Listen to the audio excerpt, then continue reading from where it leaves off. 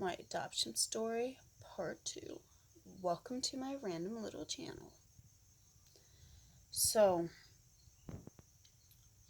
after my little sister confided to me that the same foster father that had molested / sexually assaulted me, that I got called a liar for, ended up doing it to her. She told me the van. I just got done telling you this in this previous video. I actually recorded that a while ago, but I forgot.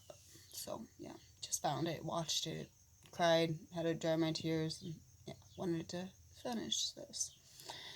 Because this is really just more of a backstory to leading up to my adoption story. So, I tell her, just as I was told by my best friend at the time and her mother, who I considered a mother since I was like 11 years old.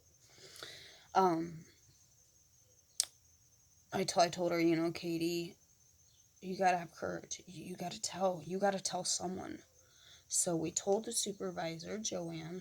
I love that woman. Good person. And she's like, well, okay, hold on. I gotta make some calls. So she calls the social worker, who calls, this person, that person. And they put my little sister through the entire rigmarole. They put me through, and pretty much every victim. You have to repeat what happened to you to a bunch of different strangers, which, when you're violated in that way, it's already humiliating and degrading, and you feel ashamed somehow and like it's your fault. And so having to tell a bunch of different strangers is like the next level of trauma. I understand why it has to be done, because unfortunately some people do lie about these things. They destroy people's lives, and they destroy future and present victims from being believed. But it is what it is. What do we do?